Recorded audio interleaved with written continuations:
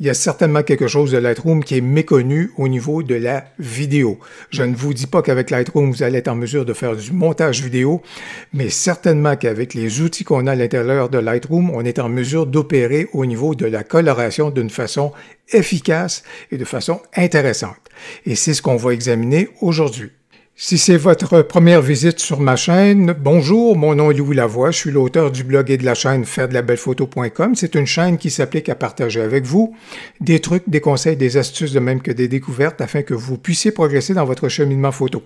Si vous aimez des vidéos comme celle-ci, n'hésitez donc pas à cliquer sur j'aime, n'hésitez surtout pas à vous abonner. Et puisque je vois que vous vous intéressez à Lightroom et à la retouche photo, ben ça tombe bien, j'ai justement plusieurs vidéos à vous suggérer à ce sujet. Dans un monde idéal, on aimerait bien avoir un seul et unique logiciel pour faire un montage intéressant, qui soit convivial, aussi une coloration qui serait intéressante et qui nous donnerait des outils pour justement affiner notre coloration. Malheureusement, des fois, ce logiciel-là, il existe bien sûr, mais il est exigeant au niveau des ressources de notre ordinateur, ou encore, si on se tourne vers des solutions de Adobe Premiere, par exemple, ben, il coûte très cher. Alors, c'est pourquoi on peut peut-être aller chercher un outil gratuit qui va nous permettre de pouvoir faire le montage de nos vidéos, mais malheureusement, des fois, les fonctions au niveau de la coloration sont inexistantes ou sont relativement rudimentaires. C'est pourquoi il est intéressant de regarder ce que Lightroom peut nous offrir au niveau justement de la coloration des vidéos et que par la suite, à ce moment-là, on pourra se tourner vers un autre logiciel pour pouvoir faire le montage des rushs vidéo qu'on aura traitées dans Lightroom. Et c'est ce qu'on va examiner aujourd'hui. Je vous présente la vidéo qui va faire l'objet de notre coloration. Alors, c'est une vidéo qui a été tournée avec une GoPro. Et ce que vous allez remarquer, j'arrête la vidéo maintenant, ce que vous remarquez, c'est que c'est très neutre. Alors, le profil que j'ai choisi dans ma GoPro était un profil qu'on appelle flat, neutre. Ceci étant, dans votre retouche dans Lightroom, vous n'êtes pas obligé de vous contenter de ce profil-là. Même si vous arrivez avec des vidéos qui ont un autre profil, vous allez être en mesure d'apporter une coloration, bien entendu. Mais si j'ai choisi celle-ci, c'est parce que quand on prend une vidéo qui a un profil au neutre, à ce moment-là, c'est facile d'apporter donc de la coloration à celle-ci. C'est pourquoi je me tourne vers cette vidéo-ci. Alors, bien entendu, ici, je ramène donc ma vidéo. Ce que vous pouvez constater, c'est que je suis actuellement dans le module bibliothèque de Lightroom. Dès que je bascule, et si je voulais apporter ma coloration directement dans ma vidéo, puis je disais, je vais l'amener dans mon module développement, vous retrouvez évidemment l'avertissement de Lightroom qui vient vous dire, désolé, ça c'est un fichier que je ne suis pas en mesure de prendre en charge dans le développement. Par contre, dès que je reviens dans la bibliothèque, je retrouve ma vidéo. Alors, on doit absolument se créer un objet qu'on va être en mesure d'amener dans notre module de développement. Et comment est-ce qu'on va être capable de se créer cet objet-là? Et cet objet-là va être donc une photo, ou en fait exactement un autre fichier à ce moment-là. Alors, si vous regardez juste ici, à la droite du minutage, vous avez un tout petit écran qui apparaît ici. C'est très modeste, juste à côté du minutage. Si vous cliquez sur cet écran-là, ça vient dire « Capture d'image ». Alors, je vais dire « Oui ». Je veux capturer une image et l'image que je capture, c'est celle que j'ai actuellement à l'écran. Alors, je viens de faire une capture d'écran dans Lightroom et grâce à cette capture d'écran-là, je vais pouvoir commencer à travailler ma coloration. En fait, on vient donc de franchir la première étape. La deuxième étape qu'on va faire, on va aller retrouver notre séquence. Alors, juste ici dans ma pellicule, juste ici, ça c'est la vidéo, et juste ici à côté, c'est donc la capture d'écran. J'amène celle-ci donc à l'écran. Dorénavant, comme vous pouvez voir, je travaille sur un fichier JPEG qui est juste là. Je peux donc faire disparaître ma pellicule, et puisque c'est un fichier JPEG, lui, je suis en mesure de l'amener donc dans mon module développement et de pouvoir commencer ma coloration. Mais avant d'aller plus loin, il y a un principe qui est extrêmement important à comprendre. Alors, on est dans les astuces. Présentement, je vais travailler mon fichier JPEG, je vais apporter des retouches à mon fichier JPEG, je vais apporter mes couleurs à mon fichier JPEG et je vais vouloir synchroniser ça avec ma vidéo. Ma vidéo, elle est juste ici à côté de ma capture d'écran. Si je sélectionne ma vidéo, ça m'offre donc, et vous connaissez le principe dans Lightroom, ça m'offre donc de pouvoir synchroniser des paramètres ou des données d'un fichier à l'autre. Alors justement parce que j'ai sélectionné deux fichiers juste ici, lui étant mon fichier principal, ma capture d'écran étant mon fichier principal, et je veux synchroniser ça avec ma vidéo, ça vient dire juste ici, synchroniser. Alors, je vais tout de suite vous présenter les choses. Même si je n'ai pas de synchronisation à faire, je vais quand même aller vous présenter quelque chose qui est extrêmement pertinent et précieux et important de comprendre. La synchronisation des paramètres qui est juste ici.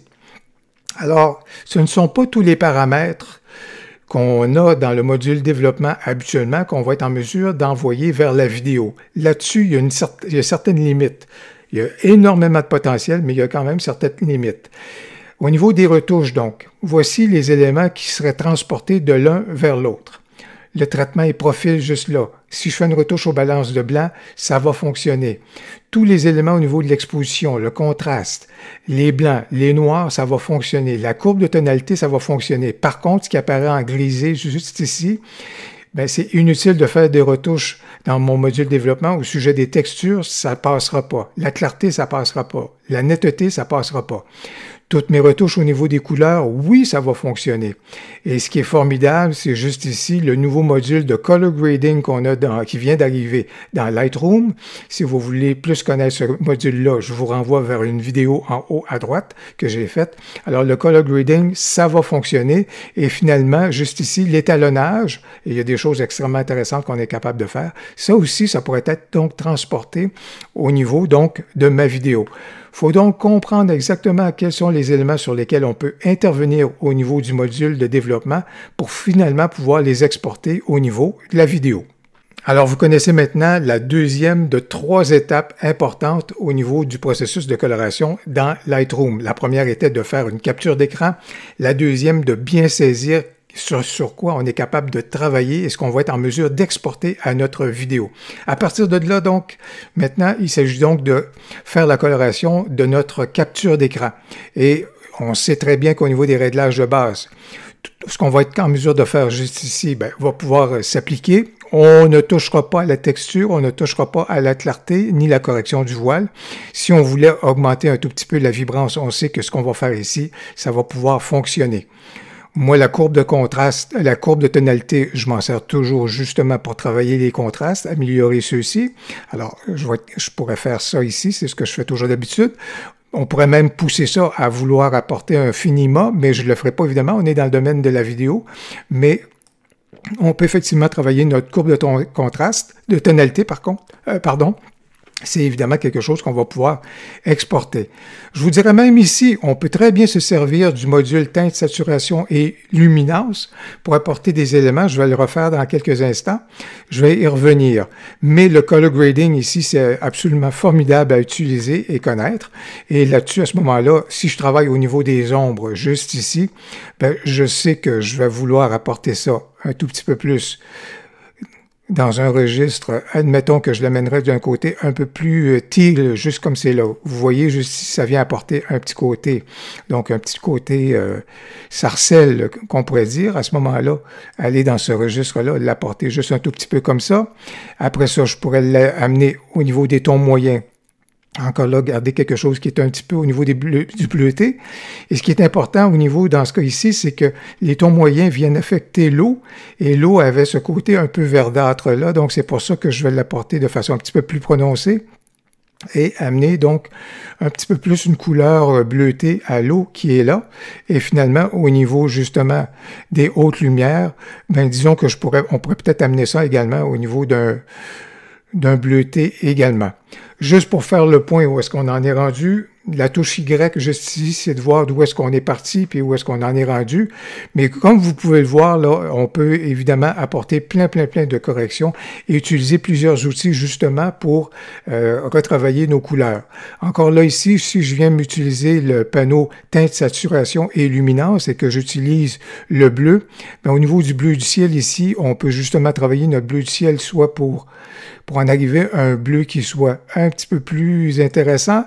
Et je vous dirais au niveau de la luminance, encore là, au niveau du bleu, on peut éclaircir celui-ci. Justement, je l'amènerai peut-être justement comme ça.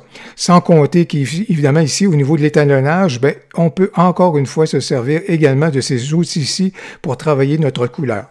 J'ai pas besoin d'aller plus loin parce que vous voyez déjà que j'ai apporté une coloration. Vous pouvez pousser le traitement encore plus loin si vous voulez, apporter ce que vous voudrez. Et là maintenant, on va pouvoir faire à ce moment-là la synchronisation de notre coloration avec la vidéo.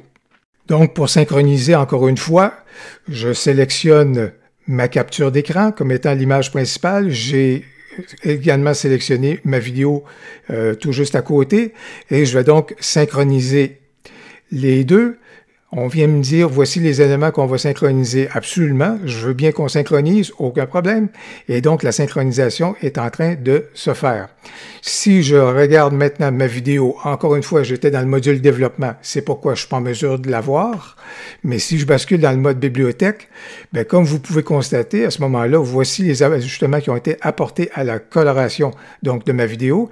Et si je la déclenche, bien, comme vous pouvez voir, à ce moment-là, les ajustements ont été apportés.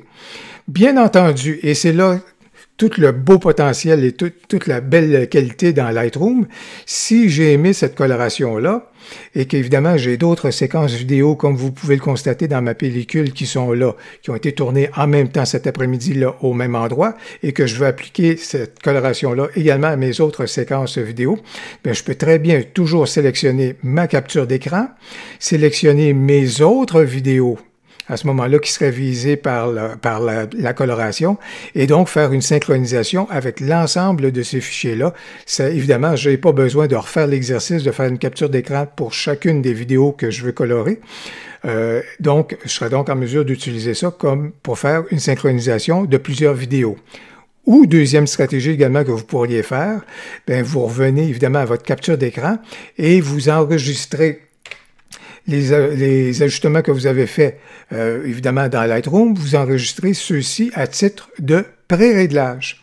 Et donc, à ce moment-là, vous aurez donc des pré-réglages et si vous faites d'autres captures d'écran, bien, vous êtes capable d'aller choisir dans vos pré-réglages propres à la vidéo, vous êtes capable de choisir à ce moment-là des pré-réglages et d'ajuster ceux-ci en fonction de la vidéo que vous voulez donc colorer. Il reste maintenant une quatrième étape à franchir, c'est donc, vous le savez, dans Lightroom, on a beau avoir apporté des ajustements, mais il faut exporter notre fichier pour finaliser le tout. Alors pour ce faire, ce qu'on va faire, on va choisir notre vidéo, mais bien entendu, on ne la voit pas. Je vais tout simplement fermer la pellicule. J'ai choisi ma vidéo, je suis dans le module bibliothèque, et on va exporter le tout. Et Lightroom reconnaît bien qu'il s'agit d'une vidéo, donc il va nous proposer deux formats possibles pour l'exportation. Vous choisissez celui que vous voudrez bien et vous allez être en mesure après ça donc d'exporter votre nouveau fichier et voilà qui va conclure donc à ce moment-là l'exercice de coloration qu'on vient juste de faire. J'espère que la vidéo vous a été utile. Ben, si c'est le cas, n'hésitez donc pas à cliquer sur j'aime et surtout n'hésitez pas à commenter. J'ai bien hâte de vous lire. Au plaisir, à la prochaine.